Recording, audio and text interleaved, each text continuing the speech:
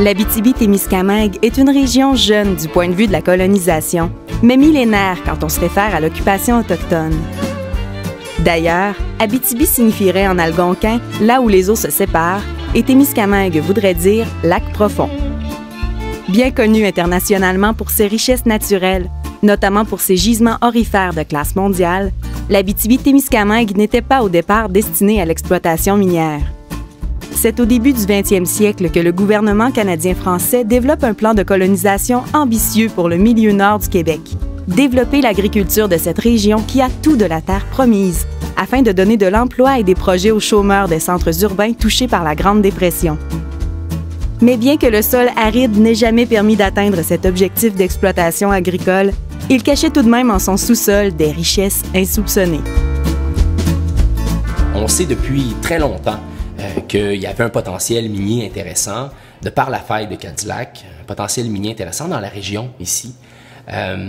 Depuis des travaux, et même pour les premières personnes qui arrivent ici dans le territoire, on fait face à un roc qui, quand il est mis à nu, dans certains cas, il est déjà quand les premières personnes arrivent ici, on y voit du quartz et on sait d'ores et déjà qu'il y a un potentiel à quelque part au niveau minéral dans ce roc-là. Où est-ce que ça devient intéressant dans l'histoire, c'est de par l'Ontario, de par le nord de l'Ontario, on commence à faire une exploration, une exploration puis une exploitation en bonne et due forme un peu du territoire et on réalise bien que cette faille-là se poursuit clairement au Québec. Et donc, progressivement, on va se déplacer, les prospecteurs vont se déplacer vers l'est, vers le Québec, donc vers la région de l'Abitibi-Minière, d'abord à Rouyn avec la découverte phénoménale de la mine, ce qui va devenir la mine Horn.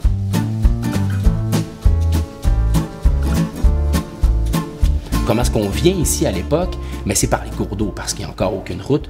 Donc, on va partir d'Amos et on va s'en aller à ce qu'on dit être les sources de l'Aricana. Donc, ça va amener de futurs prospecteurs à venir pagayer un peu ici sur les plans d'eau de la vallée de l'Or.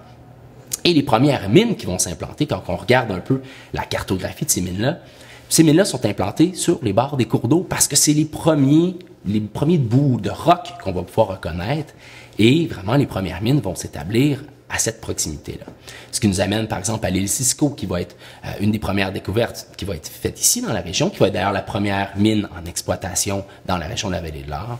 Et puis progressivement, ça nous amène vers par exemple la mine Lamaque où nous sommes aujourd'hui, qui va progressivement rentrer en opération. Les découvertes sont intéressantes, on sait le potentiel, certaines mines commencent à ouvrir, mais le réel intérêt commence à partir de 1934. L'Abitibi-Témiscamingue possède un fort potentiel minier, mais on ne parle pas encore à l'époque de véritables ruées. Je prends par exemple Malartic, depuis le milieu des années 20. C'est devenu la canadienne Malartic Gold Mine, mais à l'origine c'est la Malartic Gold Mine. Il y avait des gisements qui ont été découverts depuis le milieu des années 20. Sauf que c'était tellement éloigné de tout. Il y avait seulement le chemin de fer de l'Abitibi agricole, de Lassar à Sainte-Terre qui existait, mais c'était beaucoup trop loin dans le territoire, trop loin de l'eau, donc c'était pas assez rentable à l'époque de créer une mine. En fait, il a fallu attendre pour que Malartic, mais aussi Val-d'Or se développe, malgré qu'il y avait plein de gisements qui avaient été découverts, que le prix de l'or augmente. C'est pendant la crise économique, en 1934, que Franklin Delano Roosevelt décide d'indexer l'or au dollar américain à 35 $ l'once, ce qui est pratiquement le triple, ce qui fait vraiment une ruée vers l'or puis qui amène le développement de ce qu'on appelle aujourd'hui la vallée de l'or.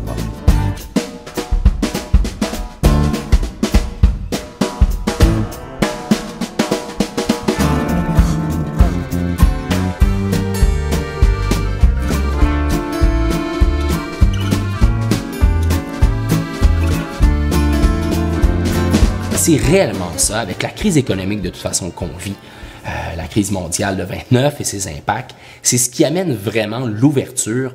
Puis là, c'est là qu'on parle de boom minier. On le savait déjà, on avait commencé à le cartographier. Là, les mines veulent rentrer le plus rapidement possible en exploitation. Et en quelques années, je veux dire, on passe de 2 mines dans la région, l'Abitibi en opération au début des années 30, à la fin, au début des années 40, on est rendu à une quarantaine de mines en opération. C'est souvent des mines qui vont pas opérer longtemps parce qu'on veut se dépêcher à ouvrir et à faire une exploitation avant de faire une exploration en bonne et due forme. Parce que c'est la folie, de toute façon, puis il y a beaucoup, au travers ça, de gens qui cherchent à faire des sous avant même d'avoir démontré le réel potentiel. Puis ça va rester d'ailleurs dans l'histoire de l'Abitibi. Certains charlatans, quelque part, qui veulent profiter de la situation. Mais tant que si bien qu'en l'espace de 10 ans, on ouvre complètement une région, des mines sont en exploitation et nécessairement arrive le premier grand problème de l'industrie minière et qui va rester longtemps, c'est la difficulté de trouver de la main-d'œuvre. Un de ces éléments-là, c'est que cette main-d'œuvre-là, d'abord, vient de loin, elle doit d'abord arriver ici, et même celle qui vient de loin n'est pas nécessairement extrêmement expérimentée quand elle arrive ici. Donc, il y a le niveau d'expérimentation de la main-d'œuvre, mais aussi la mobilité. Comme que les gens arrivent ici dans l'idée de vouloir faire un coup d'argent, l'idée, c'est pas nécessairement de s'implanter dans une mine pour y travailler au même endroit pendant 5 ans. On va magasiner. Parce que toutes les mines cherchent à avoir des travailleurs miniers, et bien que les conditions de travail peuvent être exécrables, les travailleurs miniers ont un avantage. C'est qu'ils sont pas beaucoup, ils peuvent à tout instant plier bagage et décider d'aller voir un autre employeur. Et on veut aller plus loin, on veut découvrir la mine la plus riche, on veut voir fouler le pays davantage. Donc, ce qui va faire que rapidement, l'industrie minière, puis surtout d'un développement qui est tout aussi rapide, un des premiers défis, ça va être de réussir à aller chercher une main-d'œuvre et de la garder. Mais la mobilité, elle est fulgurante dans ces années-là. La moyenne, on parle peut-être de 3 mois. 3 mois, 6 mois, et l'employé bouge déjà. Donc, on imagine tout le travail qui doit être mis à former des nouveaux qui arrivent ici. Donc, ça va être vraiment très marquant dans les premières années du Boomtown. Et qu'est-ce qui arrive avec un Boomtown? Ben, on arrive dans un endroit, sur des territoires où on a très, très peu planifié une telle chose. Et c'est pour ça qu'on parle de boom, ça pousse comme des champignons. Donc, naît des villes qui vont marquer un peu les esprits, comme qu'on le voit quand on pense au Far West, même de l'Ouest américain, ou encore du Nord-Ouest canadien. Ce qu'on remarque, ben, c'est des villes qui vont naître sans qu'on ait planifié. Donc, c'est des squatteurs essentiellement qui vont construire un camp un peu partout, sans qu'on ait vraiment de route, sans qu'on ait vraiment de système d'aqueduc qui soit en place. Dans les boomtowns, qu'est-ce qui est difficile, c'est qu'il n'y a pas vraiment de service. En fait, ils vont, comme par exemple Agnès Dumoulin ou les Dumoulin, lorsqu'ils ont parti de Ville-Marie, qui était une ville où il y avait l'eau courante, des toilettes à l'intérieur, sont venus rester dans un shack ici, dans une ville qui, en plus de pas avoir ces services-là, était très effervescente. Il y avait beaucoup des mineurs célibataires que tout ce qu'ils voulaient, c'est boire et travailler, ce qui donnait une présence de prostitution, de jeux, de violence, une violence endémique assez importante. Parce qu'à l'époque, il faut dire que avant l'incorporation d'une ville, c'est impossible de vendre de l'alcool légalement. Donc, il y avait à l'époque le château Malartic qui appartenait à Denis Authier, qui était le neveu d'Hector Authier, le fameux Hector Authier, qui était député provincial, fédéral, ministre des Mines, etc. En fait, cet hôtel lui appartenait en sous-main, qui était le plus bel hôtel de la région, le plus luxueux, et il pouvait même pas légalement vendre de l'alcool. En fait, à l'été 1938, lorsque la East Malartic a coulé sa première brique d'or, il y a eu un gros party, qui a eu les gros bonnets de Toronto puis de Montréal, du monde qui ont beaucoup d'argent, qui investissent dans les mines, qui sont venus dans cet hôtel-là. Ils ont bu, c'est reconnu quand on regarde les journaux, mais cette journée-là, il n'y a pas eu de descente. Un bon exemple de cette poussée rapide et échevelée entraînant certaines entorses aux bonnes mœurs est Roc-d'Or, une communauté située à la frontière de Malartic. Mais en fait, qu'est-ce qui arrive, c'est que dans les hommes à l'époque, souvent ils restaient dans des bunkers, dans des dortoirs publics, qui vivaient tous ensemble dans les lits superposés, et les femmes étaient interdites, pouvaient pas habiter là-bas. Donc souvent les hommes qui avaient des familles avaient plus tendance à aller s'installer dans le campement de squatteurs à côté avec leurs femmes. C'est pour ça que Roc-d'Or, il y a beaucoup, beaucoup plus de femmes qu'à Malartic. Le taux de masculinité de Malartic est beaucoup plus élevé que celui de Roc-d'Or. Mais l'existence de Roc-d'Or fut de courte durée. Moi, je proviens de Malartic. On m'a toujours dit que c'était le prêtre, le curé Renaud, qui était scandalisé par la prostitution. En fait, d'après moi, c'est vraiment qu'est-ce qu'on pourrait appeler la légende de la Grande Noirceur, que les gens imaginent que le pouvoir du clergé était omnipuissant. Mais finalement, c'est vraiment beaucoup plus complexe. C'est vrai que ce prêtre-là avait une grande influence, comme tous les hommes du clergé à l'époque, mais c'était vraiment plus une question politique. Lorsque Malartic a été conçu en 1938-39, les gens de Roc-d'Or n'ont pas voulu déménager à Malartic. Parce que Malartic s'est construit à l'époque, surtout sur qu'est-ce qu'on appelle une swamp, des terres humides, ce que les maisons s'enfonçaient dans le sol, l'eau était pas très bonne, donc les gens, ils étaient beaucoup mieux à Roquedort sur le sable et sur le roc. Il y avait 1800 personnes, 275 bâtiments environ, et cette ville-là était tout à fait était construite vraiment sur le même modèle que Val-d'Or et Rouen. Et la seule différence qu'il y a avec ces villes-là, c'est que contrairement à Val-d'Or et Rouen, qui ont tellement grossi qu'ils sont devenus les centres économiques de la région, beaucoup plus que Bourlamaque et Noranda, Roquedort, en 1943, après un gros rapport d'enquête qui ont été faits par 2 hauts fonctionnaires, en fait, c'était le chef de l'urbanisme du Québec et un des chefs du ministère des Terres, sont venus à Roquedort, ils ont pris en photo tous les bâtiments, ils ont fait une enquête sur tous les habitants. En fait, ils ont même recensé tous les noms pour faire des recherches. Les gens avaient des dossiers criminels. C'est vraiment une télescopie du village, plus que de n'importe où qu'on peut avoir. Et à la fin de ce rapport-là, ils font leurs recommandations. Il y a 3 choix qui sont possibles. Soit le village est incorporé de façon individuelle, comme Val-d'Or, comme Rouen l'a été. Soit Roquedort est annexé à Malartic, il devient un quartier. Ou soit Roquedort est tout simplement détruit. C'est la 3e option qui a été choisie. Et on s'entend que du côté de l'élite de l'Abitibi rurale, ce qui se passe, ce qui se trame dans l'Abitibi minière est vu d'un très mauvais œil. Et c'est d'ailleurs le cas même auprès du gouvernement du Québec, qui va tarder, par exemple, à reconnaître à Val-d'Or un statut de ville en bonne et due forme. Et d'autant plus qu'il faut ajouter à ça qu'on a une population extrêmement cosmopolite dès le départ. C'est vrai qu'il y avait un cosmopolitisme assez important. Il y avait des gens de partout qui étaient ici à Rouen, mais aussi à Val-d'Or. On pense souvent qu'il y avait principalement des gens d'Europe de l'Est, qui est vrai qu'il y avait beaucoup. En fait, c'est principalement des Polonais, ensuite des Ukrainiens, ensuite un peu plus des Autrichiens, des Russes, fait une centaine de Russes, mais il y a aussi une population asiatique assez importante. En fait, en 1941, on trouve une centaine de gens qui sont désignés comme des Chinois, qui ne devaient pas être nécessairement chinois, mais des gens qui venaient de l'Asie. Il y avait aussi une population qu'on désignait comme des Juifs, donc on les désignait surtout par leur religion. On en voit encore aujourd'hui quelques-uns, surtout dans les patronymes. Ces gens-là sont très bien intégrés, pour ceux qui sont restés. Et les principales reliques de ça, c'est comme ici l'église orthodoxe russe Saint-Georges.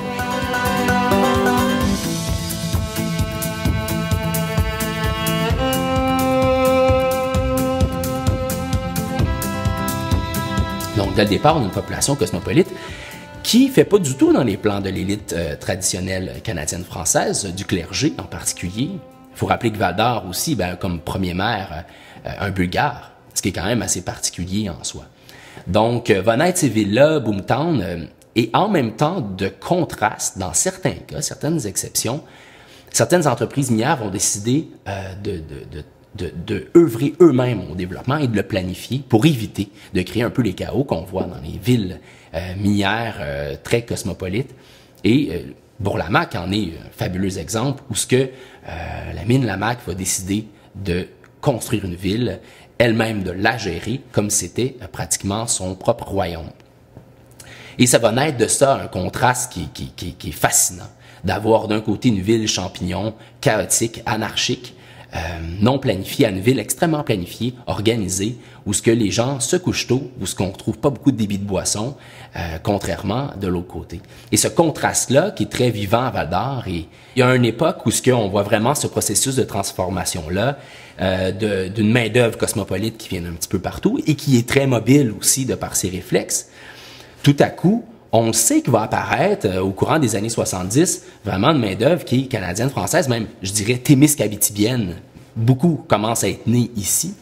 Ça se produit surtout au cours des années 50, ce processus-là de transformation, où ce que progressivement, on va voir que les Canadiens français, à partir des années 50, du moins c'est le cas ici pour la Lamaque, mais on le voit aussi très bien dans les autres études qui ont été faites avec la mine Sigma ou à la mine Horn, commencent à prendre la majorité au cours des années 50, dans certains cas un petit peu avant, selon les pratiques d'embauche qui sont faites dans l'industrie minière. Dans certains cas, on réalise que des industries minières pouvaient préconiser l'embauche de telle ethnie par rapport à une autre, ce qui d'ailleurs pourrait mériter davantage d'études. Et de la même façon, il y a des communautarismes assez puissants dans ces populations-là. Ce qui fait que comme qu'ils puissent souvent choisir leur propre employeur, progressivement, on remarque que, par exemple, la communauté ukrainienne aurait tendance à travailler auprès du même employeur.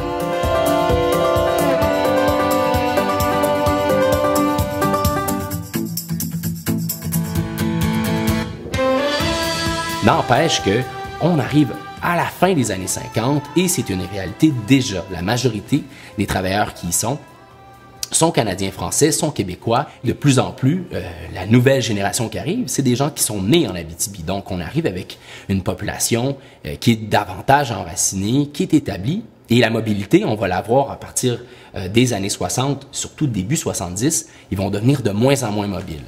On réalise, et c'est le cas pour les travailleurs de la mine Lamaque, ils sont de plus en plus mariés, donc il y a moins de célibataires là-dedans, et l'expérience de travail aussi devient beaucoup plus importante. Donc on a moins de gens qui ont juste travaillé 6 mois dans leur vie, on a des travailleurs qui ont travaillé beaucoup plus longtemps. Les salaires augmentent, les conditions de travail sont meilleures, donc progressivement on arrive vraiment avec un processus que je dirais à la fois de québécisation de la main-d'œuvre et de sédentarisation de la main-d'œuvre. On se calme, on est moins mobile et on va travailler beaucoup plus longtemps pour le même employeur à ce moment-là. Ce qui ressemble beaucoup plus à ce à quoi on est habitué aujourd'hui quand on pense à la main-d'œuvre minière, par exemple, actuelle, et déjà celle qui était là au cours des années 80.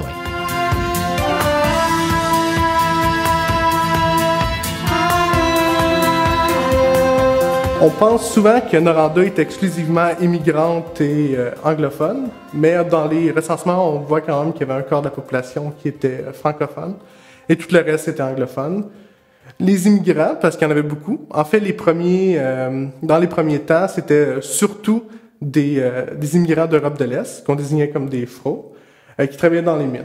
C'est sûr que depuis le tout début du développement minier, même en Ontario, il y a des Canadiens français qui y travaillent, mais certaines compagnies avaient comme politique d'engager des gens d'ethnies différentes afin de pouvoir éviter la syndicalisation. Si les gens se comprennent pas, ils vont pas parler ensemble, puis ils vont pas développer d'affinité.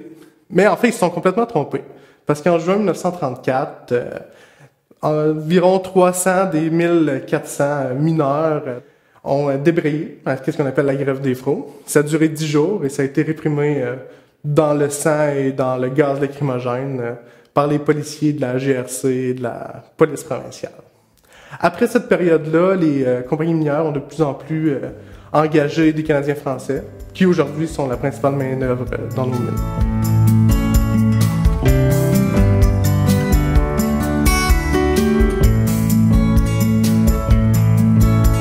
Ainsi, les raisons amenant davantage de francophones à travailler pour les compagnies minières sont nombreuses. Donc, plusieurs facteurs qui peuvent expliquer ça. La Deuxième Guerre mondiale va en être un de ces facteurs-là, qui va également amener davantage de Canadiens français et de Québécois à rentrer dans le secteur minier parce qu'il y a une crise de main-d'œuvre extrême à ce moment-là. L'apport on a besoin pendant la Deuxième Guerre de beaucoup d'employés au niveau des industries vers le sud du Québec. Au niveau aussi, un apport pour les soldats, pour aller au front. Donc, besoin de main-d'œuvre extrême à ce moment-là. Et puis, ça va aider de l'entrée d'ores et déjà des Canadiens français dans le processus. Mais va vraiment, au fil du temps, ce qu'on réalise, c'est que ceux qui viennent de l'extérieur ont davantage tendance à repartir, réellement comme ils le prévoyaient au début, retourner soit dans leur pays ou dans les communautés urbaines canadiennes un peu plus importantes. Et finalement, ceux qui vont rester le plus souvent sont des Québécois qui sont déménagés dans la région et qui vont décider d'y rester.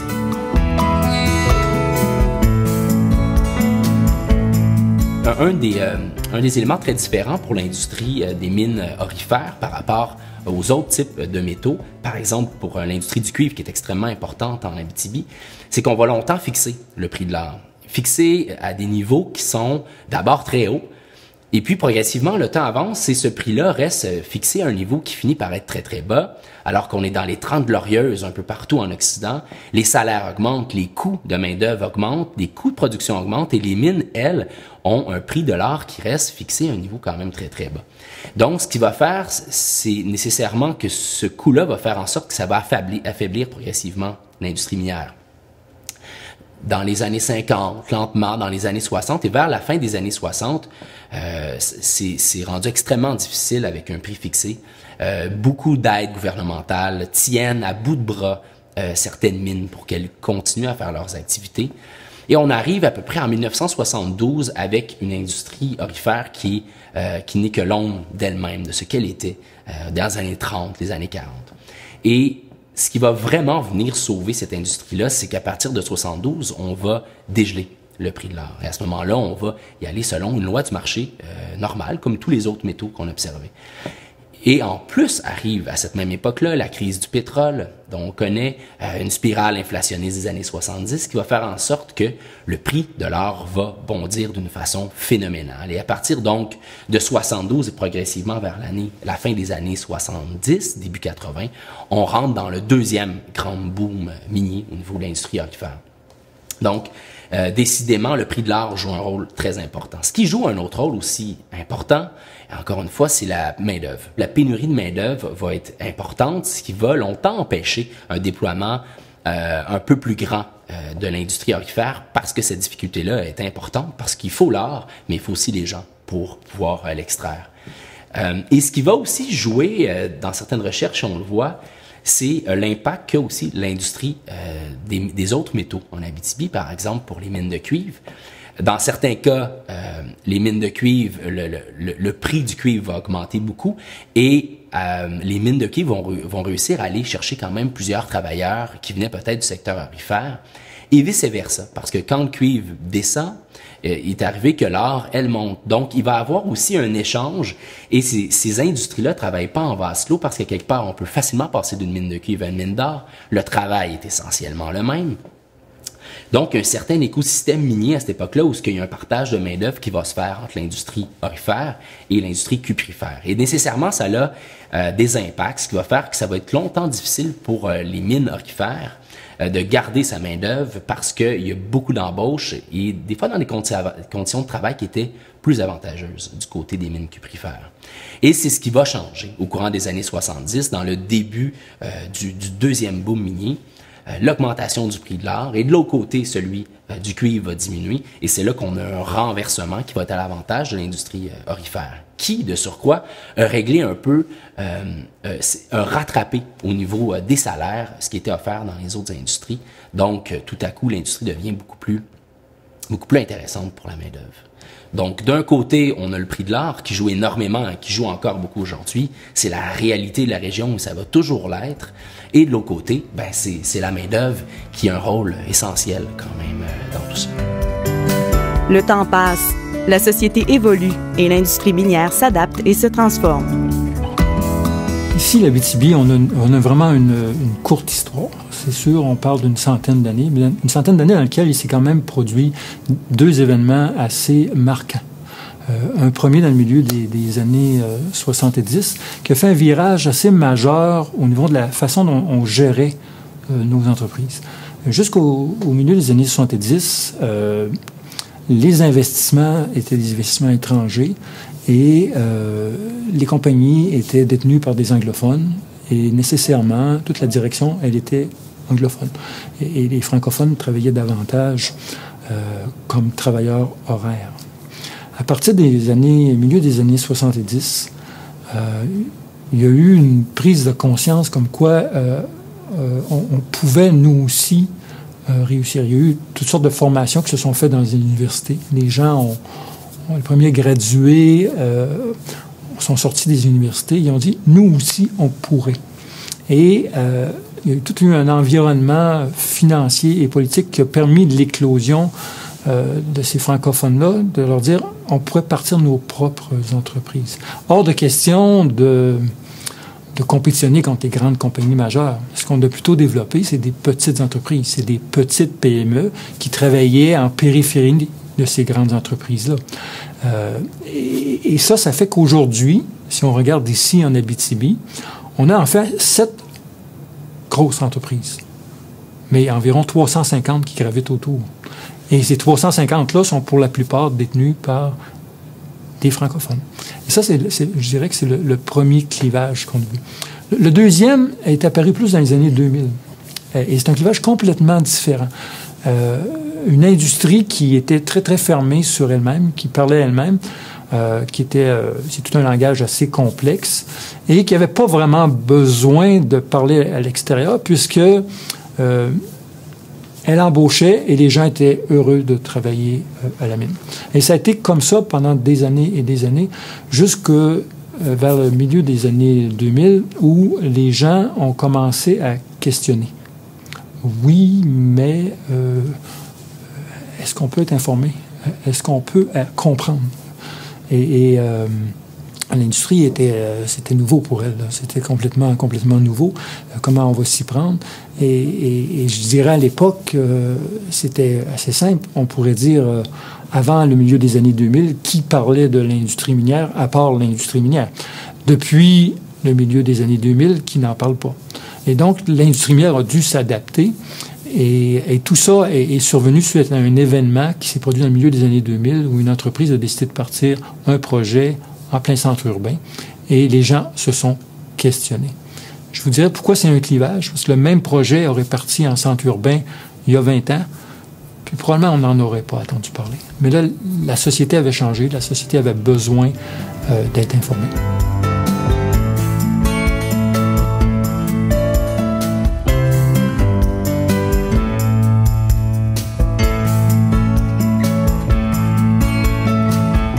La beauté en Abitibi, c'est qu'on est parti de l'agricole au minier, mais de ces camps-là, puisqu'on était à la base des bâtisseurs, qu'on était des colonisateurs, qu'on était un peuple de survivants, puisqu'on était un peuple isolé, on était obligé d'innover, on était obligé de travailler toujours en mode survie. Et pour travailler en mode survie, la seule et unique façon, c'était de penser différemment, c'était de penser à se développer, c'était de penser à faire plus que simplement ce qu'on avait avec nous. Et ce qu'on voit aujourd'hui en Abitibi, ce qui s'est développé à cause de cette mentalité de colonisateur, à cause de cette mentalité de peuple fondateur, on voit apparaître toute une filière au complet qui va au-delà de simplement la mine. On pense à l'exploration, à toutes les recherches qui vont avec ça, mais on pense également à tout ce qui suit, c'est-à-dire les entrepreneurs qui ont travaillé à la base avec les entreprises minières, mais ont décidé après ça de travailler pour eux, de développer leur propre expertise. Et après ça, tous les centres de recherche qui se sont greffés autour de ça, toute la formation qui s'est mise. Ici en Abitibi, on est rendu où on peut former du secondaire jusqu'au 3e cycle universitaire. Ainsi, lorsque nous regardons le chemin parcouru depuis les débuts de l'exploitation minière en Abitibi-Témiscamingue, nous voyons derrière nous les traces d'un cheminement extrêmement rapide, d'une évolution fulgurante, d'un apprentissage à la dure. Il nous reste aujourd'hui quelques indices de cette époque, des lieux culturels, des patronymes, des façades boomtown et des chevalements qui se dressent, tels des cathédrales du Nord.